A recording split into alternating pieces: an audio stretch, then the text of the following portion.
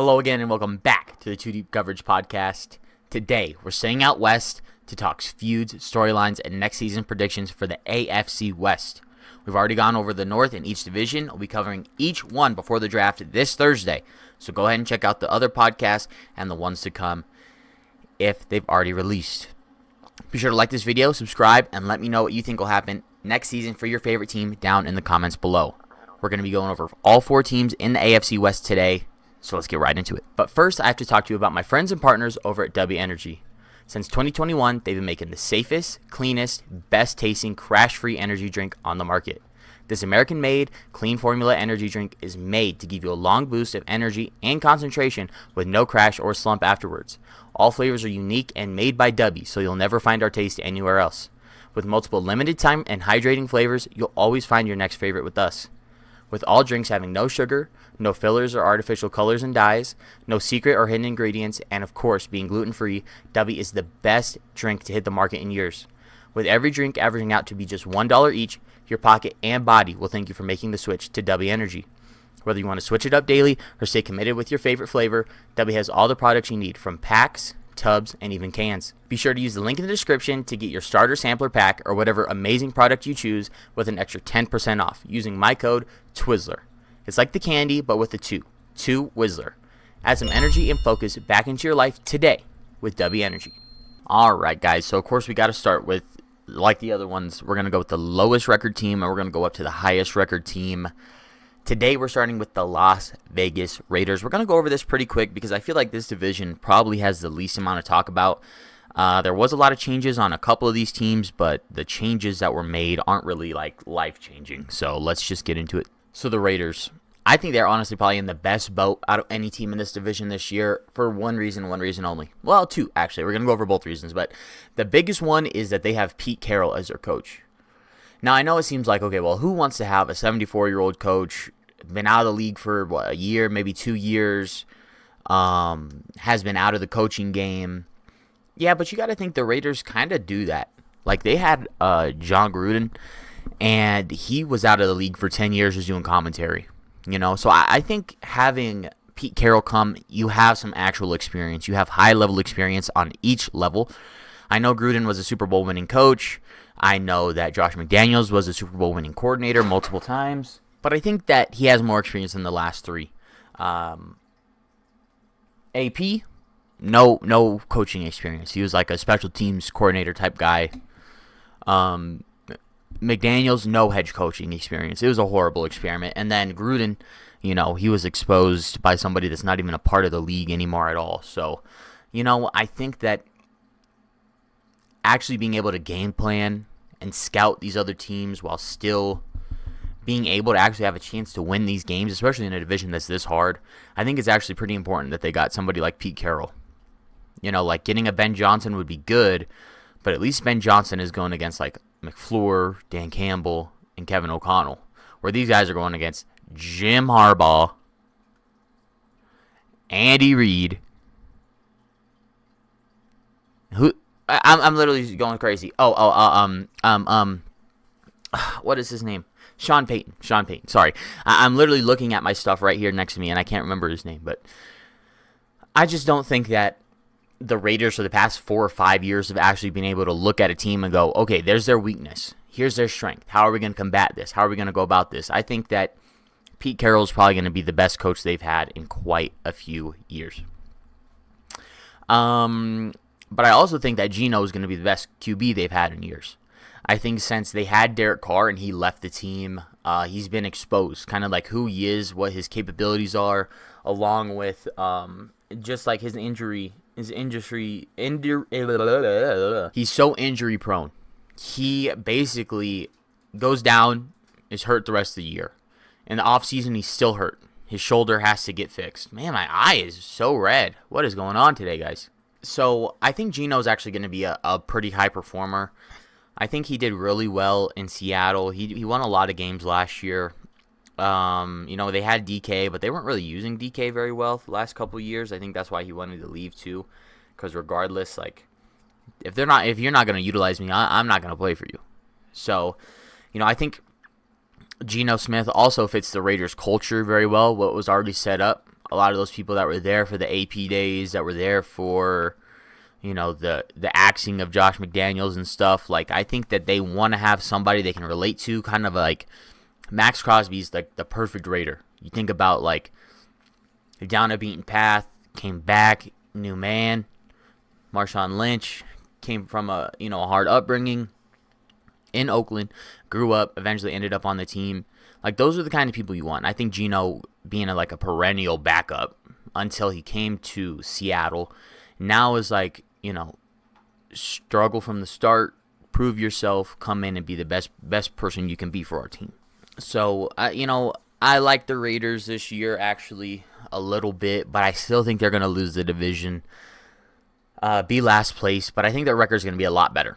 I think they're going to go 8-9 only because their division is so hard. I think they have a chance to lose every division game, but I think that they have a chance to win 1 or 2 against the Broncos or the Chargers. I just think the Chiefs are just a little too good coaching-wise, roster construction-wise, to go against, a new head coach team as the Raiders will be this year. Pardon this video interruption. We have some breaking news. Come and join the new Twizzler Discord, a place to hang out with friends, make new ones, and find a like-minded community. Find new people to game, chat, or even debate with. We have everything you want and need from Minecraft, Call of Duty, Fortnite, GTA, and our special areas to watch and talk sports. Be sure to join today and stay up to date with the community and all the content we have. Follow the Linktree link in the description, and we'll see you soon. Back to the video. All right, let's move on to the Broncos, because the Broncos probably were the team that shocked pretty much everybody last year with how much better they did, especially getting, one of the lowest pick quarterbacks. I think there was, I don't even know how many were taken, 8, 5 in the first round, he was 5th. So you got to think he was in the bottom half of quarterbacks, even though he was a first-round pick, and he just killed it. A lot of people thought that if Jane Daniels had like a midseason slump, kind of like he did, and Bo Nix really propelled his team through the playoffs, that he would have got Rookie of the Year for sure. But Jane Daniels just killed it in the playoffs. So what are you really going to do there? I know it's a regular season award, but why do they not release him until after the playoffs? I wonder why. They definitely think about the playoffs as okay, at the end of the season, you guys are tied. Let's see who wins more playoff games. Okay, well, we're going to give it to that guy. And that's what happened with Jane Daniels. That's what happened with Josh Allen for MVP. That's what happened with Saquon for Offensive Player of the Year. There's just so many things where everybody can be neck and neck, and then by the end of the season, these games are going to be the ones to split you up. And I think Bo Nix is going to be even better this year. He brought out the best in the offense, the pieces that they had. They still were rebuilding, especially with such a big cap hit from Russell Wilson the year before. I think that Bo Nix is somebody that's able to actually work with Sean Payton too, not like Russell Wilson. Russell Wilson was very my way. I need to feel comfortable or else I'm not going to be able to play. Where Sean Payton is you do what I say because I'm the coach and I know what I'm doing. He's very similar to Drew Brees too, and I think that's why Sean Payton's able to work with him so well, is because he's had a quarterback with the same mechanics, maybe the same. I think Bo Nix is a little bigger, a little taller actually, but maybe very similar stature-wise, throw power-wise, the way they think about the game, competitiveness. It seems like it's almost a match made in heaven. I think that's why he got drafted. I know a lot of people say, oh, well, he was only a second-round pick. Yeah, but to Sean Payton, he could have been the number 1 pick, and I think that there's a big chance that within the next 10 years that the Broncos actually win a Super Bowl. I think that as long as Bo Nix stays healthy and they continue to build the team the way they have, there's no chance that they're not gonna get there. Especially with their defense now being bolstered. They brought Greenlaw in from the 49ers. I think he was probably actually their best linebacker, especially up into that Super Bowl where he hurt himself running onto the field. I mean, he came back last year. He was obviously the best person on the field on that team. And I think that that's what the Broncos noticed, is this guy is the best. And something's going on over in San Francisco for him to not get healthy. So if we can take care of this guy and we can get him on the field, even if it's 14 out of 17 games a year, you have a pretty good chance of winning, 14 of those 17 games. And I think their defense already was better than expected. They're having high-tier defensive corners and stuff like that the way they do allows them to stay in games against better quarterbacks like Mahomes and like Herbert in this division, especially since they play them both twice a year. It's important to have a good defense. I think the Broncos are going to continue to get better, and they're going to continue to thrive. I think this year they're going to go 10-7, only because this division is so tough. I think they're probably going to lose 4 division games. They'll probably beat the Raiders both times or split it with the Chargers, only because I don't see a way that, the Chiefs lose games to somebody that isn't, just purely better than them this year. And we'll go over that here in a minute. But moving on to the Chargers, guys, I think this is probably one of the teams that we have to keep an eye out for, because there's a chance that whatever is going on could work or it could not work. So Herbert, in my opinion, I felt like he was held back. Not that he needs to be unleashed or he's the one that can make everything happen on the field, but I feel like he was more of a non-factor on offense. They wanted to run the ball. They wanted to have short passes. They wanted to do things like that to secure drives, not turn the ball over. That's very important to the Harbaughs. Run the ball hard. But when you have somebody that's as big and physical and talented as Herbert, you don't really want to not use him. His numbers were down, but his efficiency was up. I think that might be a thing too, where he was able to do better because he was doing less, and the things that they were scripting up for him, writing up for him, were gimmies. Even if they were longer balls, they ran the ball 5 times before. There's, it's a play action pass. Some guy gets open 20 yards down the field. I think that's the thing about the Chargers and Jim Harbaugh, is that he's going to be able to make Herbert a better quarterback, even if he does less. But he's changing everything still. Still transitioning over in Los Angeles. Getting a new running back both years now. I think they have Khalil Herbert. And then I think they picked up DeAndre Swift from our team, the Bears. I can't remember. I'll have to look it up. But I know for sure that they're still adding a lot of pieces daily. Especially when it comes to O-line. Adding Joe Alt last year. They might take a lineman this year too, because I just don't see them really needing a big piece. They got Keenan Allen back in free agency as a wide receiver, so I think that they're just trying to piece everything together over the next, last year and this year, 2 years, maybe next year as well, 3 years, to try to really make a push for the Super Bowl. And I think that's what they're doing. They're slow building the same way he slow built at Michigan. Slow build, lost Ohio State over and over and over and over. And now they've built a culture to specifically beat Ohio State, who was literally the national champion this year. So I think it's one of those things to where Harbaugh builds a culture to not win games, but to where teams have to come out and really play their best to beat them. And I think that it's what they need. A run-heavy offense is really what they're already pushing for, but to have a strong secondary with good corners and safeties, and even have a good linebacker too, with Khalil Mack and those types of players, I think is going to be really important. Because you're playing Mahomes, you're playing Bo Nix, who solidified himself as a good quarterback, and you're playing Geno Smith, who solidified himself as a good quarterback. You're going to have to pick some balls off, or else these are going to end up being touchdowns. There's just really not a chance to where you can have a below average or middle of the pack defense and make it deep into the year, especially when you're playing in a division that you can easily get 6 losses if you're not on top of your game. I have the Chargers going 11-6, getting 6 losses this year overall. I think that they're going to lose to the Chiefs one time at least, split the Chiefs 1-1. I think they might lose to the Broncos once.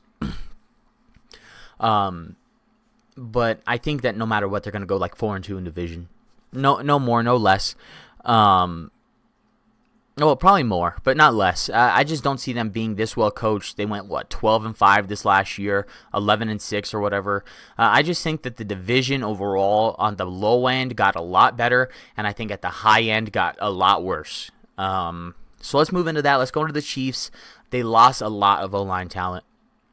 Losing Tooney to the Bears when Tooney was a like a puzzle piece. You can just pick him up and put him wherever. Like a master key. You can do whatever you wanted with him. So losing their O-line is going to be a problem because in the Super Bowl, Mahomes was really struggling. It seems like they didn't really have good O-line protection to begin with. The Eagles' D-line was so strong that they didn't even have a chance to really make anything happen. They couldn't really shift the line or do anything to make it work. They just had a solid 4 rushing all night that were just stronger, bigger, faster, better moves, whatever it was, to make the Eagles win that Super Bowl. I also think age is really starting to factor into the Chiefs roster now.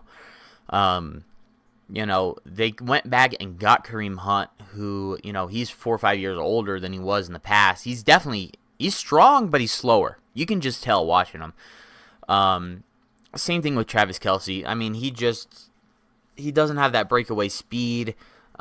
His routes, I don't want to say they're predictable now, but since everybody knows he just kind of runs to the middle of the field, you just have you have your safety come down, or you have a man-to-man with a linebacker on Kelce. That way, you don't have to worry about speed as much anymore.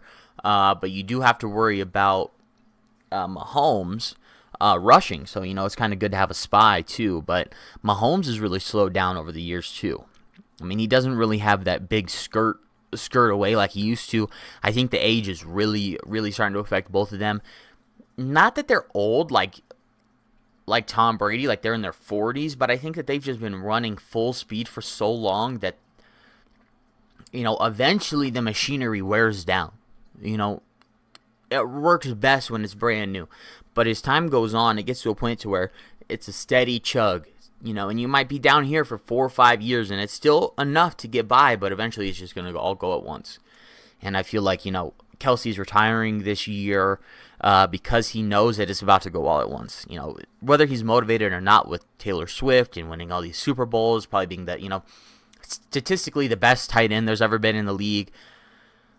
I just think that the Chiefs are starting to, they were here, and now they're here. They're right at the top of the downslope. Now, whether it's slow and steady or whether it's a big drop, I think that Andy Reid is going to keep them together as a team, purely because their coaching is just going to take them over the edge. The roster last year was really pretty bad, whether it was banged up or not. They just didn't really have a lot of talent. They brought in DeAndre Hopkins halfway through the year, and he made an impact, but I would say it was more to just take people away from everybody else. I don't think that they really had a roster that wowed anybody. I think the way that they wowed everybody was winning these games when they shouldn't have. Last second blocked field goal against Denver. A lot of these wins were, 3 points or less, 1 possession or less. Not a lot of clutches. I would say a lot of more mistakes from the other team. It wasn't like Mahomes had to come out and be Mahomes every game to go 15-1 or 16 or 15-2, excuse me. But the thing about Andy Reid is that he can take advantage of what he has. He's still going to be able to take advantage of Chris Jones. He's still going to be able to take advantage of Mahomes and Kelce to push them past that bottom of the road. He's going to push their performance to be better. But I just think it's a matter of time before Kelce and Mahomes are done playing together. I just don't see a way where Kelce can keep it up. He's got so much going on. You can tell that his passion is slowly dwindling.